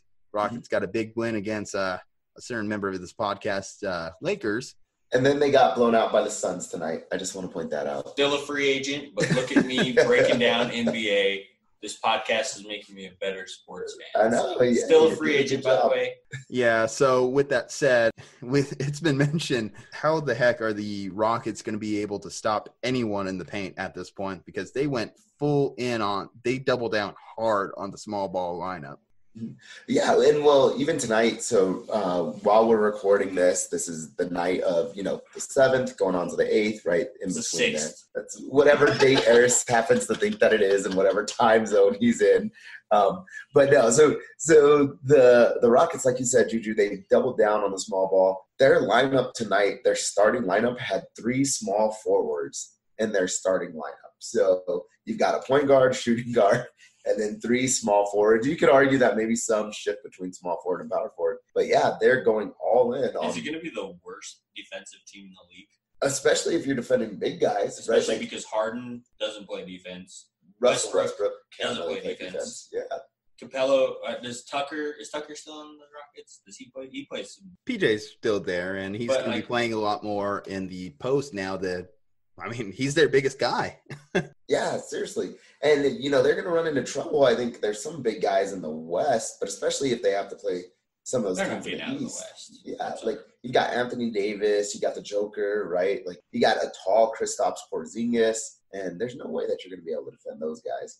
Yeah, and we've just seen with this Rockets team, on the nights when they're inefficient shooting the 3, they go down hard. They go down. They live by the 3, die by the 3. Exactly. You could say they go down hard in. Anyway, moving on. Exactly. Where's that ticker? No, but even 3. But even against teams that are more efficient than them, like the Portland Trail Blazers, they're even a problem in the playoffs. So I think that Daryl Morey's just trying to throw darts at the wall and just see what sticks. So credit to him for wanting to try something new. We've already seen everything that this Rockets team had to offer with Clint Capella in the lineup. So doubling down on the small ball. We'll see if it works out for them. I don't really think it has much merit. It has stat padding written all over it, but it doesn't really have title contender even in the realm of speaking because, like you said, teams that can just dominate them in the post, like Denver or the Lakers. The Lakers lost to them, but if the Lakers just put Anthony Davis inside, really, who's stepping in his way? That's where they made the big mistake. They tried to get too cute and shoot 3s with them, which is not their game. Mm-hmm. Yeah, exactly. No, and granted, the Lakers lost, and I'll be a man. I'll say it. My team lost to them, but I'm just saying. Tonight they played the Phoenix Suns. The Suns blew them out by 30-something points, right? And granted, they didn't have Russell Westbrook. I don't think he was playing, but I'm like that just sort of tells you the signs to come. Is that you're exactly right, Juju? If they're off on any given night, right, and those 3s just happen to not be falling, they do not have enough size to get themselves back in that game. Yeah, I don't think that trade made them a contender in the West. No. Okay, next big trade. So D'Lo, we didn't expect him to stay with the Warriors long. Well, he didn't even last. I expected him to stay for the whole season. After the hey, Steph, take the year off, I thought he was going to at least finish the season with them. Well, there's talks that Steph might come back this year. So people are encouraging him to sit out, which is just kind of one of those things that people just like about the NBA, that there's merit in not playing. Mm-hmm. Whatever. Anyway, D'Lo, he didn't make it a full season with the Warriors. He's now a Minnesota Timberwolf. He's going over to play with Cat. Andrew Wiggins goes over to play in Golden State. Who do you think is the winner of this trade, Dre? In my opinion, I really do think that it's going to be Golden State, right? So they were able to get a really good quality player in Andrew Wiggins. They also got 2 picks, correct? They also got picks and that too. And you figure the Timberwolves pick is going to be good as well. Mm-hmm. And so you got the Timberwolves pick. Golden State's own pick from this year is going to be really good, right? You've got Andrew Wiggins. The thing with D'Lo and Steph Curry is it was almost duplicative skill sets, right? Especially with them playing next to each other. They're both bad on defense, but both pretty electric on offense. But then when you have, Klay Thompson coming back from injury, where does D'Lo really fit into this lineup? It didn't quite make a whole lot of sense. And so now they're able to get Wiggins in, who's a little bit bigger, right? He could be that other side of that wing. Yeah. And so I just overall think that Golden State ended up pretty good in this trade, especially when they get all of their pieces back, right? When everybody is healthy next year, they've got 2 pretty decent draft picks coming up in this draft. Even if those guys maybe aren't ready to play right away, having the number 1 draft pick come off the bench, which normally doesn't happen, that's a pretty good lineup right there. That is, and I think that D'Lo and Cat are best friends, or at least really good friends from what I'm hearing. D'Lo, I just want to see that guy find a home officially, because this is going to be his 4th team in 5 years. Really? I think to no fault of his own. From what to no fault of his own. He played really well in Brooklyn last year. He was an all-star. And then this year, I mean, the Golden State roster was just so depleted. There's just no one on that team to really sustain them. So I don't blame him for their faults as a franchise. And he still puts up sometimes 20 points a night, or even 20 plus points a night, like he does a good job. Yeah. So, I mean, but people are mentioning, so he struggles on defense. Cat struggles on defense. Minnesota's already lost 13 in a row. Mm-hmm. I mean, so what benefit is it for the Timberwolves really? Because if you're Cat, you have to be thinking you're pretty much almost done. You're pretty much almost done in Minnesota at this point. You're looking probably towards your next destination, because what can the Timberwolves play one more year, because the 2021 class with Giannis is going to be like the next big class. Here's what I'm going to say. Cat is not going to be on the Timberwolves next year. I'm just going to put my hot take. It's not a hot take. It's Warm just take. We know how the NBA works. If players are unhappy, which he's shown displeasure in that organization, their contract is meaningless. I mean, seriously, all they need to do is have their agent say, "I will only play on such and such franchise," and they're out of there. It's just how the NBA works. Yeah, I'd be interested to see what D'Lo does, though. If your thinking is correct and Cat is going to be out next year, right? Because I think D'Lo had signed that max contract with the Golden State Warriors, or close to it, something like that. I think it was max money, but in terms of years, I think he's set to become a free agent. Or there's an opt-out or something for this next year as well. Oh, is there? Okay. So I think in theory, he could be a free agent for this next class, or at least the next 2. So whatever franchise he signs with, I think will be his next home for at least maybe 5-6 years. The guy just needs to find a place where he can stick. That's he's my kind hope of for turning D'Lo. into Isaiah Thomas at this point, right? Yeah, sort of just bouncing around. Again, no fault really of Isaiah Thomas's own. Isaiah Thomas ended up getting hurt right in Brooklyn. And, since then. And he get traded and cut, too, to the Clippers. Right? Went to Cleveland, and then he went to the Lakers, and then he played, I want to say, somewhere else before he went to the Clippers, and then just got cut or waived by them. Look, so basketball expert. Okay. So next trade up is going to be, this one's going to be another near and dear to Dre. It's going to be Marcus Morris. From my all understanding of this trade, how it went down, is the Lakers were close. It just was, do you trade away Kuzma to get Marcus Morris? And the Lakers firmly said no. Kuzma is going to be a part of this team. So it was going to be Kuzma and Danny Green, I should say. But would you have made that deal? No, because the issue with this, it had just been Kyle Kuzma by himself, I probably do, right? So Marcus Morris fills that hole that the Lakers are sort of missing. But Danny Green plays a big role when it comes to the defensive side of things, because we've already seen that the Lakers struggle playing against really good offensive wings, right? So that's why they have not been able to beat the Clippers. That's why they struggle against some of those long wings out in the East, right? Same thing, just some of those big guys. Now, of course, everybody's going to struggle with Giannis. Giannis is just a monster unless your name is Zion Williams. That's what I was about to say, right? Zion. But we've seen that's sort of the game plan to be able to beat the Lakers, is have really big, athletic, long wings. And had we given away Danny Green and Kyle Kuzma, right? Like the Kyle Kuzma stuff, as much as I like Kuz and he's one of the young core, right, that we drafted and we were able to find him at a good value, I would have been fine trading him just straight up. But Danny Green provides that defense, and he's not the most consistent three-point shooter, but there's times where he can get really, really hot, right? Or he'll put a dagger in when you need it. And had we gotten rid of him, that would have been an even bigger hole when it comes to those wing defenders, right? That's why everybody's already linking us to Andre Iguodala, right? Is Iggy is one of those wing defenders that we knew, the Lakers would be after. And unfortunately, they weren't able to get him. So had they lost Danny Green as well, anytime that we would have played big, athletic, scoring wings, especially the Clippers, it would have been even worse. So I am glad that they did not go through with this trade. Though, again, had it been Kyle Kuzma and Marcus Morris straight up, I would have told them to do it. Well, they legitimately couldn't because of the way the NBA structures the deals with price matching and salary structures. I don't like it. I think that you should be able to just make straight up trades like that, but it's just how they structure their league at this point. But the big thing that hurts is who he did go to. He's now a Clipper. As a Celtics fan, got to see Marcus Morris at least the last couple years. He is talented, a strong four, but I don't think it's as big a deal as people are making it out to be. Like I said, he's good. He get hot from three from time to time, is a decent defender.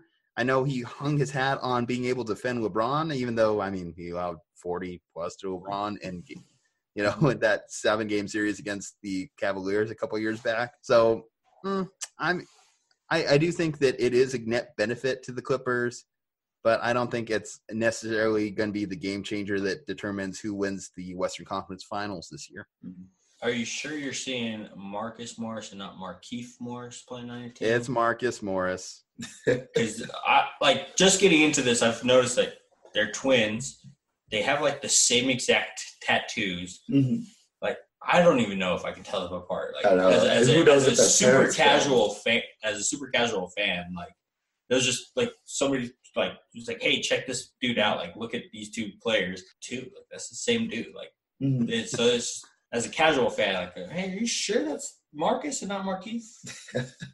I know. So one last thing that I do want to add to this, though, when it comes to that Clippers versus Lakers sort of rivalry, is I'm honestly a little bit worried, right? And that the Clippers are sort of starting to show that, hey, you're no longer big brother to us, right? We're able to compete with you. And the fact that they're able to steal their big free agent, right, in Kawhi Leonard, they're able to get the coach that the Lakers originally wanted. Did he steal him or did he play you? A little bit of both, right? It probably was a little bit of both, is that they were able to. But Paul George, though, you could argue that they were able to steal, right? Because Lakers had gone almost all in on Paul George the year before, right? And he ended up not even taking a meeting with them. And then 1 year later asked for a trade out of OKC to go to the Clippers. Like I said, Ty Lue ended up going to the Clippers rather than the Lakers. And so this is just another one of those pieces where it's hey, the Clippers are no longer afraid of the Lakers. And so on the Lakers organization part, right, that's almost a negative sign out of this trade, even though, like I said, I probably would not have done it for Danny Green and Kyle Kuzma, though it does look bad when, little brother down the street is able basically to pick up all your goodies, right, and do something with it. Not even little brother down the street, little brother in your basement, apparently, according to Shannon Sharp, at least. Yeah, exactly. It's like all the girls that you couldn't get, and you walk downstairs and your little brother has them all laying on his couch, right? All right, so Julian, I'm gonna ask you this then.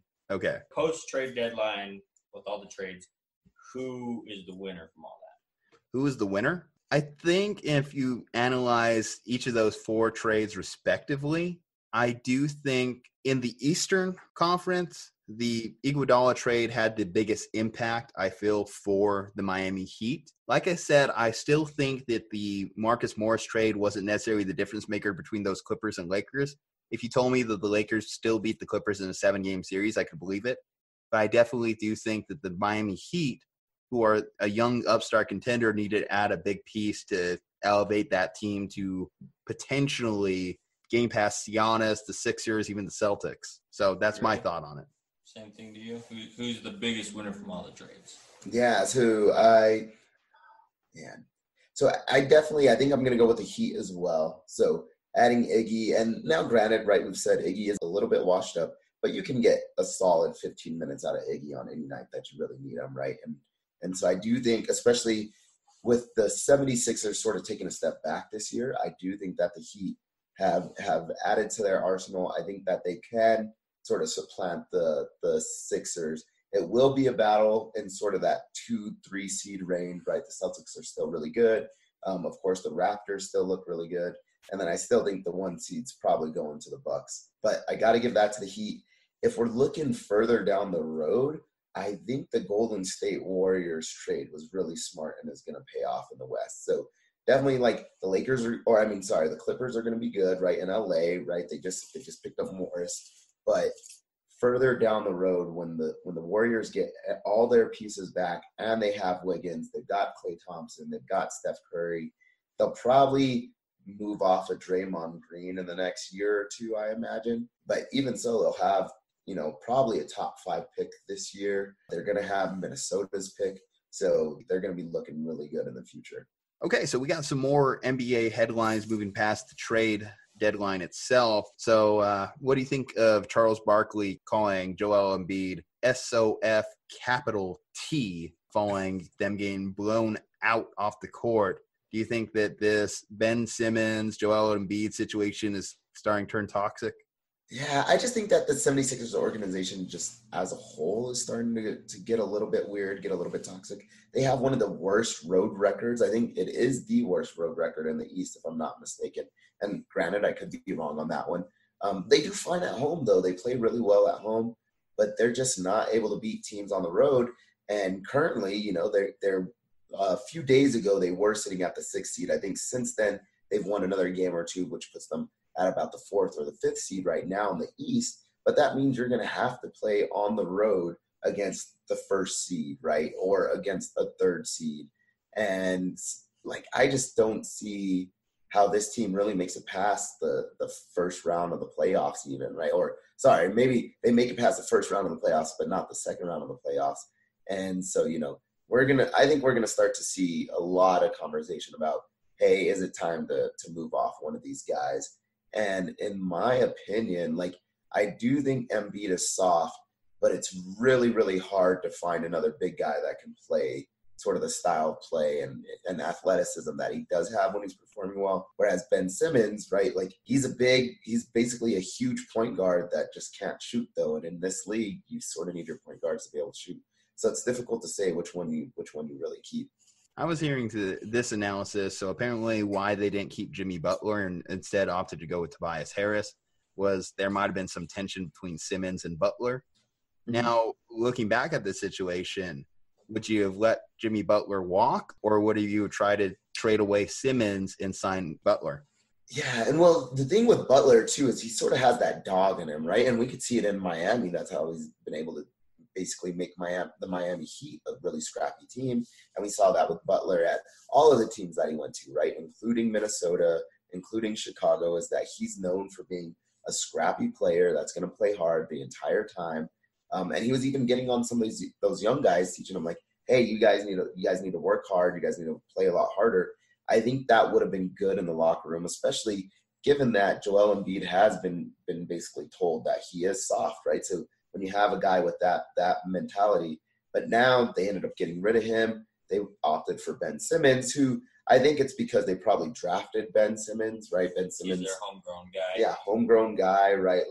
Him and Embiid, they're said to be, basically the final iteration of the process. But the problem is they're both sort of soft and they both don't have that dog mentality like a Jimmy Butler. So looking back on it, hindsight is 20/20, but I think I probably would have gotten Jimmy Butler. And I think there's plenty of good point guards that aren't quite the size of Ben Simmons, but you can have some pretty good athletic point guards that can distribute the ball just as well as Simmons does. They might not be able to drive through the paint as easily as Simmons, but maybe that provides you with more floor spacing, given that some of the smaller point guards tend to be a little bit better shooters. Well, look at Dame Lillard. He had 4 3-pointers to start off the game in Portland tonight. Mm-hmm. Yeah, exactly. Yeah, so, I mean, the Sixers definitely do have their problems to overcome, but one of the big problems that the NBA had to overcome was the fact they didn't get to see Zion Williams on the court. That's no longer an issue. The big guy is out there. The thick boy is out there playing as hard as he can. And seeing him and Lonzo team up on those alley-oops is honestly everything I wanted this year. because it's brought out the best of Lonzo. It's brought out the best of some of these young Pelicans. He's fun. If you told me the Pelicans are a fringe playoff team and could go on a little bit of a run to at least maybe get the 7 or 8 seed, it's not impossible. It's not outside their reach. I'm just happy for the NBA that we do have a player. And I know I've been hypercritical of this concept of the virtue of not playing. Zion doesn't believe in that. He believes being on the court is the best thing for the NBA, best thing for his brand, and I just love to see it. I love to see him. So Giannis is seen as like the most gifted athlete on the field, or on the court, not the field, on the court. And I don't watch every single game. I don't watch very many games, but I do scroll through like ESPN, SportsCenter, stuff like that. And seeing the video of him out-muscle Giannis for a rebound, I was like, holy shit, like that guy. Yeah, we saw him dunk over white kids at Duke and in high school, but now he's doing it against NBA talent. He's alley-ooping against NBA talent. I mean, he might be here to stay. Yeah. I mean, unless an injury happens, he can be the next big star. Yeah, and that was the whole criticism against him, right? Is, oh, you're able to play with, athleticism against guys that maybe are not as athletic as NBA players, right? Because every level that you go up, right, against high schoolers, it's usually the best athlete can, still move on to the college level, right? But then you get to the college level, everybody was a pretty decent athlete in high school in order to make it to the next level, right? So now it becomes who's the best at their sport, who's the best at their game. And then you get to, that pro level, and that's supposed to be the epitome of who not only has, the athleticism, but who has the fundamentals, who has, the brain, the go-to, the technique, everything, all of that stuff.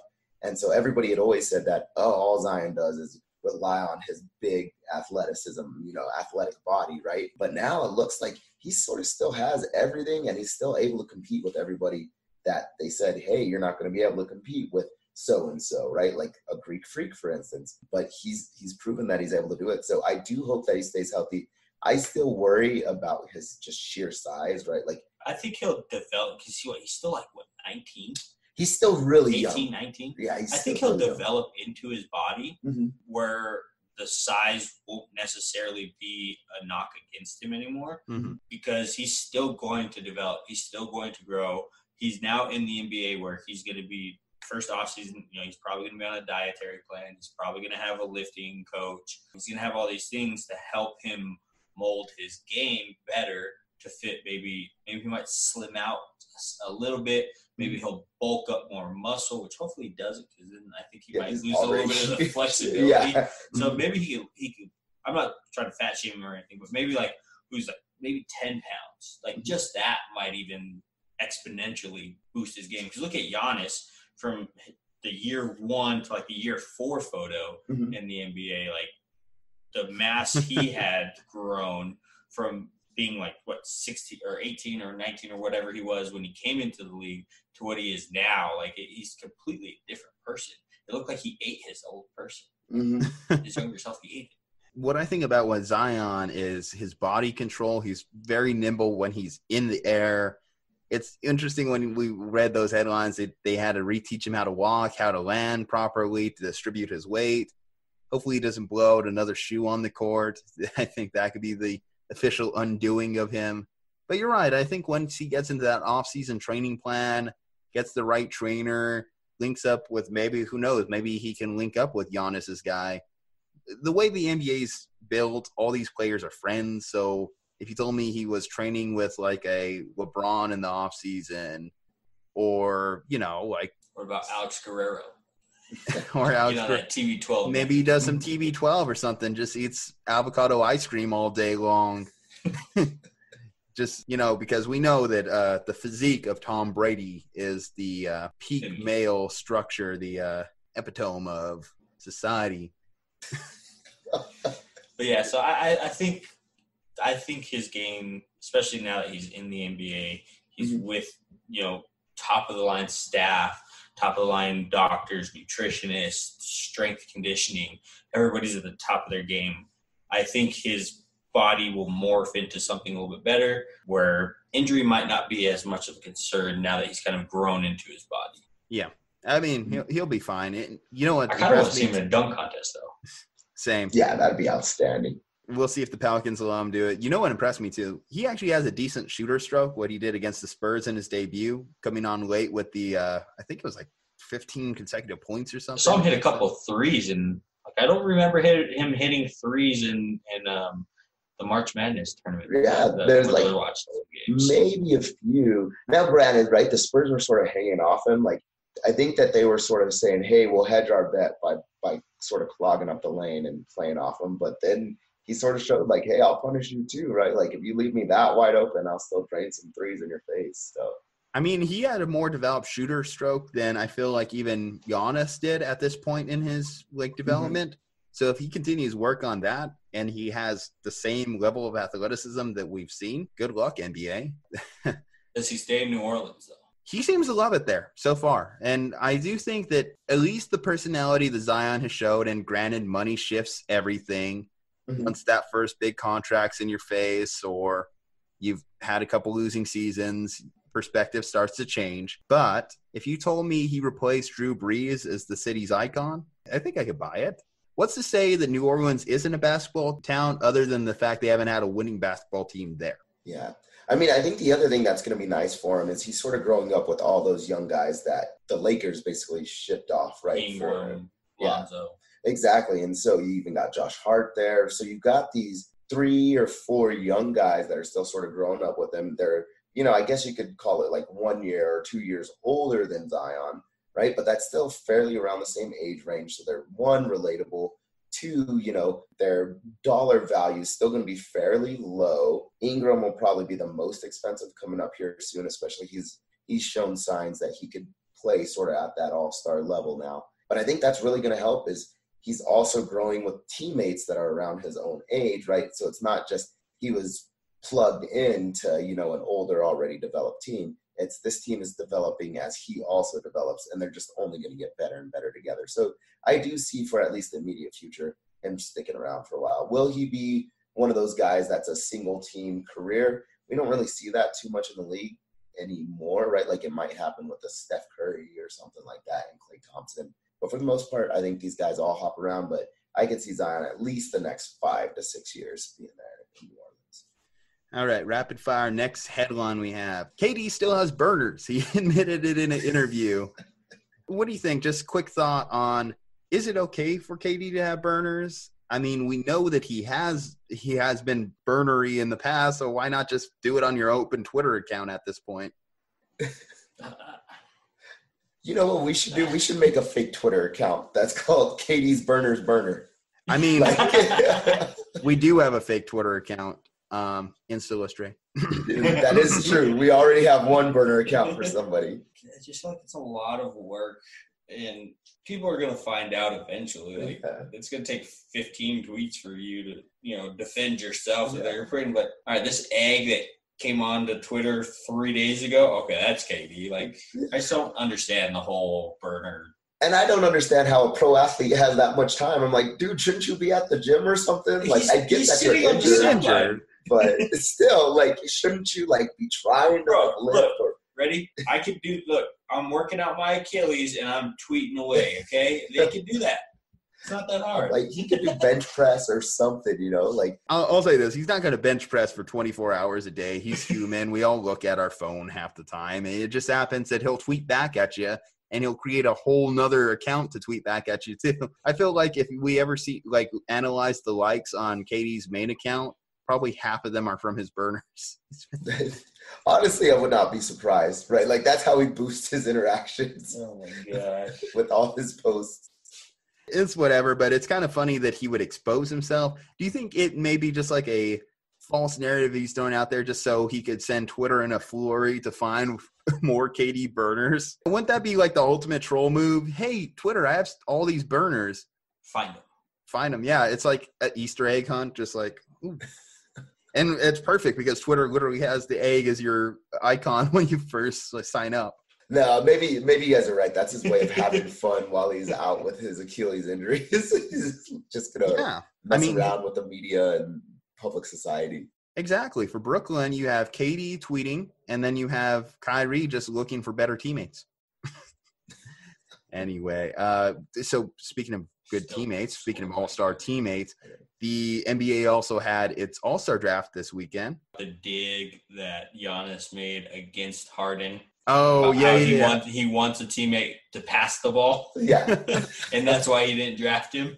Yeah, so going down the list, Team Giannis is composed of Joel Embiid, Pascal Siakam, Kemba Walker, and Trae Young. That's your starters. On the bench, Chris Middleton, Bam Adebayo, Rudy Gobert, Jimmy Butler, Kyle Lowry, Brandon Ingram, and Donovan Mitchell. For Team LeBron, so his current teammate, Anthony Davis, his roommate in Staples Center, Kawhi Leonard, Luka, James Harden, Damian Lillard. That's your starters. Damian Lillard's on the bench. Ben Simmons, Nikola Joker, Chris Paul, which, godfather to his kids, makes sense. Russell Westbrook, and Domantas Sabonis. So it's kind of funny to see Sabonis is an all-star considering he was in that Paul George trade. A lot of threads that can kind of combine a lot of these players here. There was some snubs. I mean, Bradley Beal was a big point of contention for a lot of NBA fans. Why wasn't he in here? Why is Russell Westbrook on this roster? It's always hard to make cuts with players because everyone's earned their place in a certain manner of respect. But based off these teams, some interesting kind of thoughts I have. So it's clear that Team Giannis went for size. Joel, Gobert, Giannis himself, all towering athletes. For Team LeBron, they went with more wing players. So Kawhi, Tatum, and then some great shooters with Luka, with, Dame. I don't know, who do you give the advantage to? I mean, if these teams were playing all out, if these teams play defense too, who do you think would win? I got to give it to Team LeBron. Team LeBron? I'm going to piggyback on that. I don't think it's that hard of a choice. When we first were naming off the I guess I should call it Team Giannis, right? I was like, hey, that's a pretty good team. And then I thought about it more, and then we named off basically the West team, right? The Team LeBron. And I don't think it's even close, right? Luka Doncic, I think personally at point guard, he is the most talented point guard there is by far over, who was it, Trae Young and Kemba Walker. I would take Luka Doncic over both of those two. I mean, if you go to the small forward shooting guard-ish range, right, and you've got James Harden at shooting guard, right, I really do think James Harden, despite him not passing the ball, right, if he can pass the ball, he'd be a better teammate. He's probably the best shooting guard in the league right now. You got the small forward position. You got Kawhi Leonard. And Kawhi is arguably the best player on the planet. And, of course, there's Giannis. Giannis, Kawhi, and LeBron James. You could argue for any of those three. Then, again, you've got LeBron James at the power forward spot, who, again, arguably one of the best players on the planet, top 3 on the planet. And I think Giannis may be the better power forward out of the two of them, but it's very close. And then you got Anthony Davis and Joker at the center position, who are just much more skilled big guys than some of the other big guys on the other team, right? Joel. So, Joel plays very good for a center, but I still think Anthony Davis is probably the better of the skilled players. And Jokic as well. Jokic is a big dude that can play like a point guard, right? He has the skill and technique of a little guy. And so I just don't even think that it's really close. I agree, but in fairness to Giannis, LeBron has had experience as GM for the last 10 years. That is true. And he's put together winning teams before, so. Yeah, because, you're right. When you compare the starters, it's I would not trust Giannis to be my captain ever when picking just who's on my kickball team, because these starters, I like Trae Young, but I don't feel – I'm not sold on him. Are you sold on Trae Young at this point? People are trying to tell me how good he is just because of these stat lines he's putting up. But have you looked at the Hawks record? Yeah, and that's the thing, right? Is he's the only player on the Hawks right now, and I guess they did end up getting Clint Capella. Vince Carter, don't they? Vince Carter's on his retirement. This is his retirement season, right? The dude is 100 years old, so don't give me that. So yeah, I don't know who had what picks, right? I don't know who picked first or whatever. But to me, why would you not take Luka Doncic over Trae Young? And that's just there's such a well, he stark couldn't difference. because so the way it went was LeBron got to pick the starters first, so he got first dibs, so he went with AD. Then it went to Embiid. Then it was LeBron's pick, so he went Kawhi, and then Giannis went Spicy P. You know, he went with Saikon. Now I like See, that's where I don't get that though. but I feel so like this is a pick where I would have said, okay, give me Luka. Luka makes sense because okay, you've already developed your team with okay, you're Giannis, you're already the 4. You're gonna put Embiid at 5. Now, give me someone who could score, right? Give me someone who's going to be my point guard, my shooting guard. That's where Luka comes into play, right? So swap those. Maybe you could even bounce down Luka a little bit down the list. Then he went with Kemba. So he went with Kemba over James Harden, who got picked at 7. Again, I like Kemba, but really? But Kemba passes. Kemba. The only thing he does better than James Harden, though. But, okay, then the argument, I guess, if you're just looking for a guard at this point, why not Dame? I would have took Dame over like Kemba if you are really that sold on not having Harden on your team. Naturally, LeBron goes Harden at 7. And then again, Trae Young. So again, Dame over Trae Young for me. Let's see. Yeah. Go down this list. Jimmy Butler over Trae Young. I just think Trae Young is a more middle pack player than me. I don't think he's a starter necessarily. So maybe I'm wrong. Maybe it's because of the fan vote, right? They have to start or something like that. Yeah, I think they have to start. I think if they get a certain percentage or something like that, right, or a certain number. I don't know. The All-Star rules are stupid this year. We already talked about it. Respect to Kobe, but, I mean, the All-Star rules are ridiculous.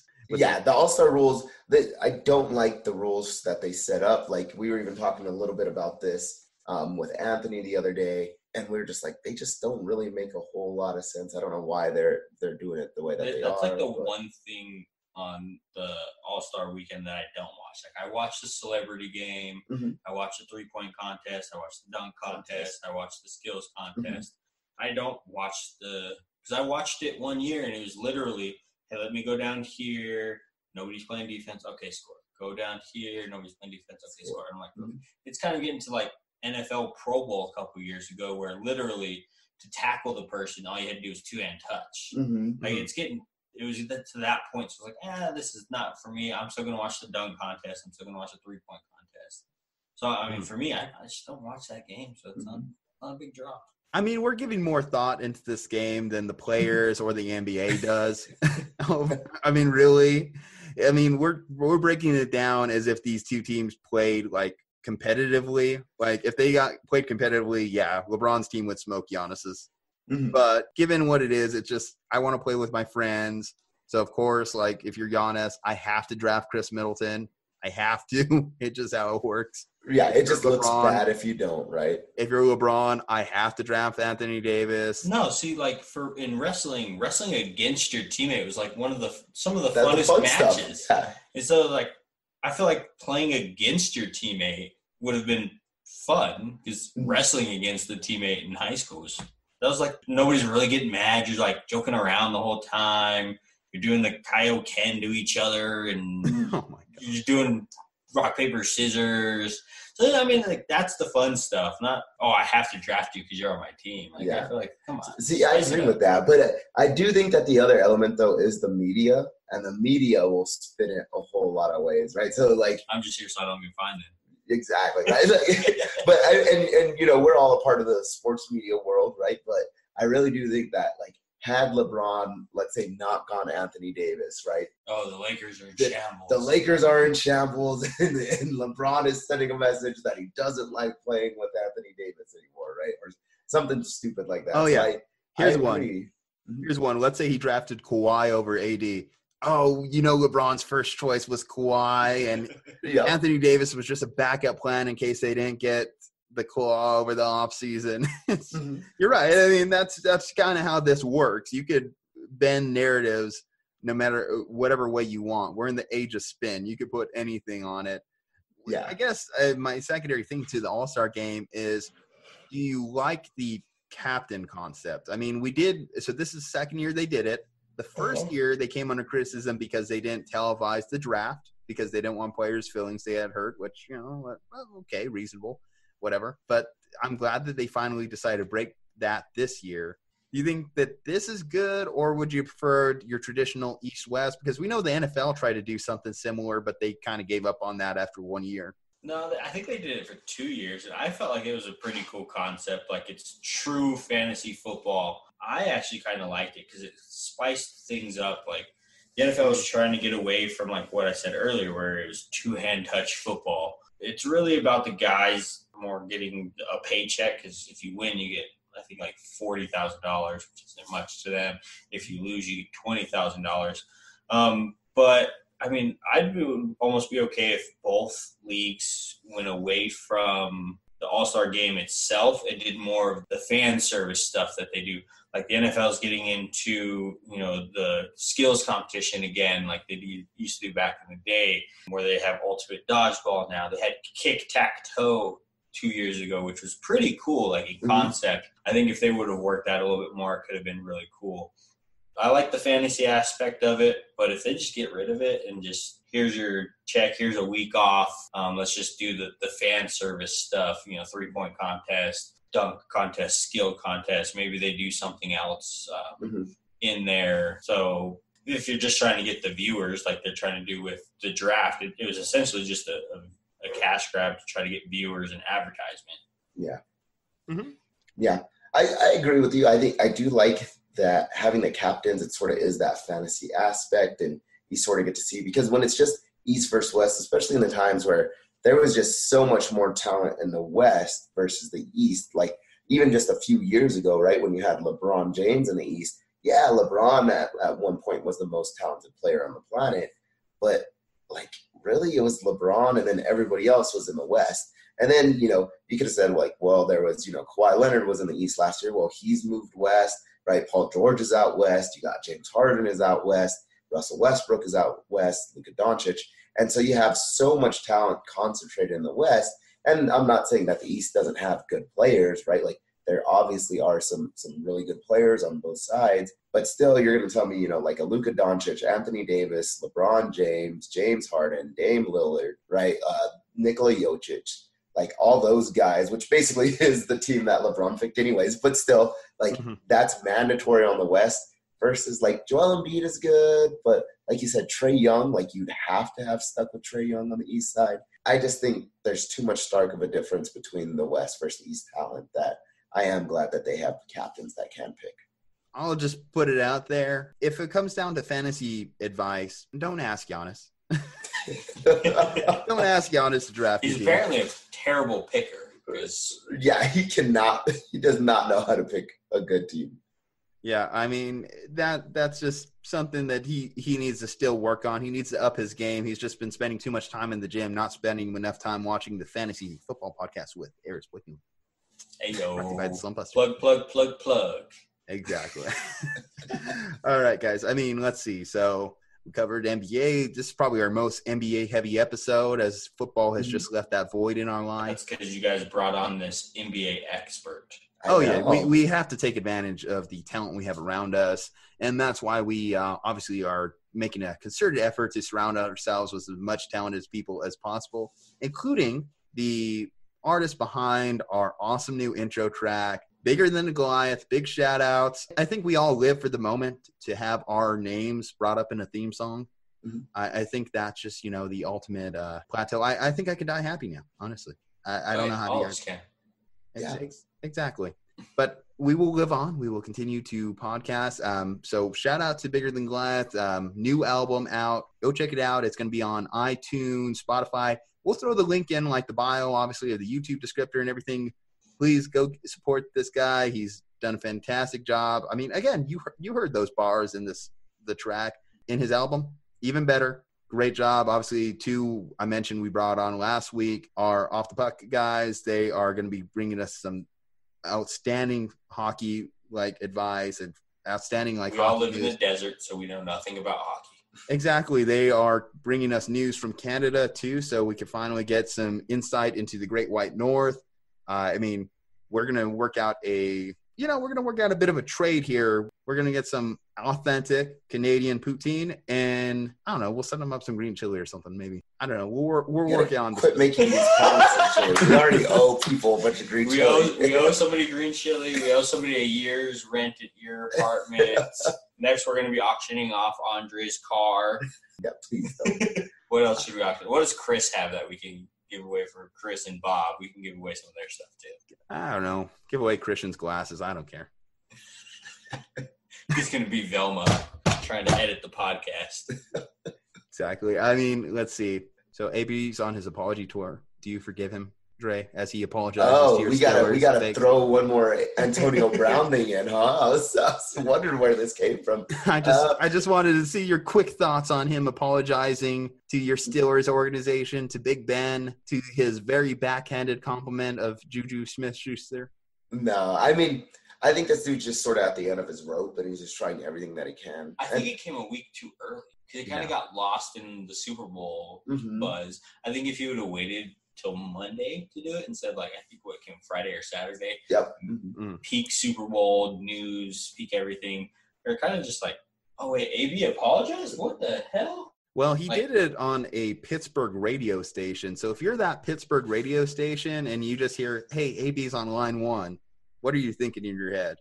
I mean, you're definitely going to get listens, right? Like if you hear that Antonio Brown is willing to talk to a Pittsburgh radio station, I would definitely have him on. Just, whether people love him or people hate him, you're going to get those listens. I still think that he's out of his mind. I don't think we'll ever see him in the league again. Okay. He'll never play. Yeah, and I don't know how genuine his apology was. It seems like maybe it is, right? But at the same time, I sort of just think he's sort of at the end of his rope, so he's trying to save face in whatever way he can. Maybe this is because he had the mandatory mental health screening. Maybe this is part of something came up in the screening. Now he's court mandated to do something else, maybe do some therapy or something like that. And this is part of that. So if that's what this is, hey, let's continue. Let's encourage him to keep getting help because he's off his rocker. It's not okay up there. Best thing of AB in the last week was he did an ESPN interview, and the reporter asked him of whether or not he legitimately thought he had CTE from the Vontaze Burfict hit. And his response was something along the lines of, "Look at me, I'm too handsome, to get CTE." I was like, what the? So only ugly people get CTE? If I had CTE, would I be able to afford all this? It's like, I think you're missing the point. Like, that's irrelevant, AB. You just look at the interviewer's eyes. I think it's Ramona Shelbourne. She's like, what? What? She's like, CTE. Yeah, just like, I'm gonna say yes. What are you writing? Nothing. Just in big bold letters. C. I was like, yeah, this dude has CTE when I heard a whole lot of money. I was like, this song. Yeah, he's got, especially after that response. Would I look this good if I got CTE? Like, yes, you might. I think plenty of talented people have had CTE and been rich. Only poor, ugly people get CTE. That's the hot take of the weekend. Next quick thing here. John Jones win his return fight? I think so. Now, granted, Dominic Reyes, I was a little bit down on him earlier in the week, and I was like, oh, man, he's 12-0, okay, big whoop, right? Like, 12 fights. I'm not going to say it's easy to go undefeated in that stretch, but it is a small sample size. That being said, he is just as tall as John Jones, right? So that might prove to be a little bit difficult. We do know that the first fight that John had with Alexander Gustafsson was a really close one, right? That was the first time John had ever fought somebody sort of his size.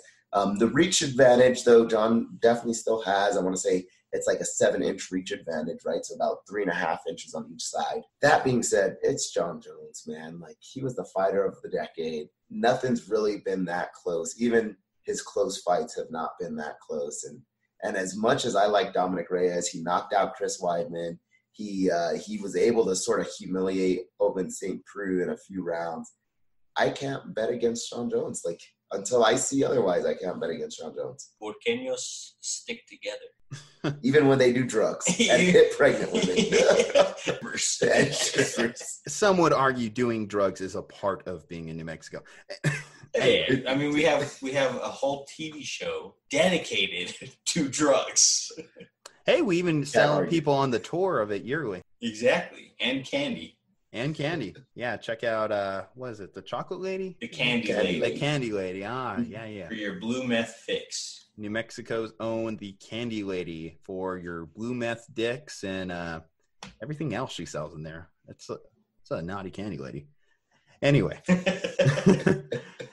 Anyway, guys, this has been a fun one. I love when we get a rapid fire through headlines. I mean, I missed the NFL, but at 3 a.m. every time. Yeah, I missed the NFL already, but I mean, we have a tough build. I mean, seriously, like the NFL offseason has gone shortened so much that we're going to be talking about the draft coming up soon, the combine.